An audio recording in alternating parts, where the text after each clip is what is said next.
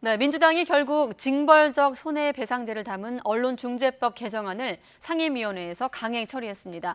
야당은 폭거라며 강력히 반발하고 있고 또 언론단체 규탄도 이어지고 있는데요.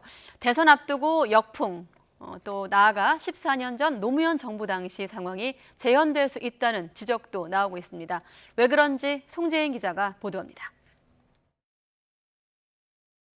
재석 16인 중 찬성 9명으로 가결되었음을 선포합니다. 집권 여당인 더불어민주당이 결국 논란의 언론중재법 개정안을 상임위에서 통과시켰습니다.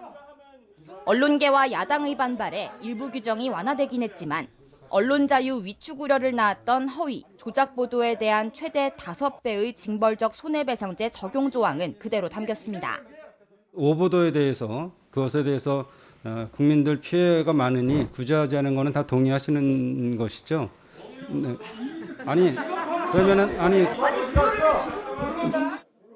국민의힘은 여당의 폭거를 막겠다며 회의 전 소속 의원 동원령을 내린 데 이어 언론 재갈, 언론 탄압, 민주당은 철회하라! 물리적 수단까지 동원해 회의 시간을 끌어봤지만 여당의 수적 우세를 넘지 못했습니다.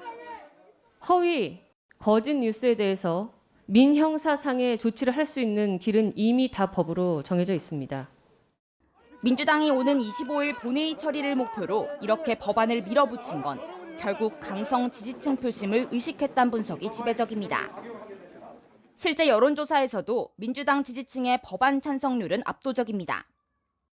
다만 이번 법안 처리 강행이 오히려 내년 대선을 앞두고 민주당의 부메랑으로 돌아올 수 있다는 지적도 있습니다.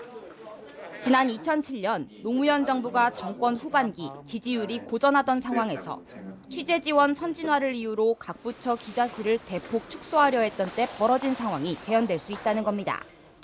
한꺼번에 바뀌면 너무 불편할까 봐 브리핑실 외에 송고실까지 제공하는 것인데 언론이 계속 터무니없는 특권을 주장한다면 정부도 원리 원칙대로 할 용의가 있다.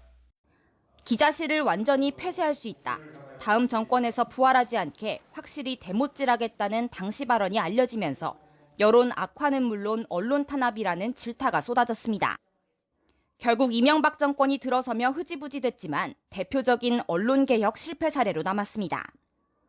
내년 대선 전 언론개혁 과제를 매듭 지어놓겠다는 민주당의 의도가 어떤 파장을 낳을지도 지켜볼 일입니다.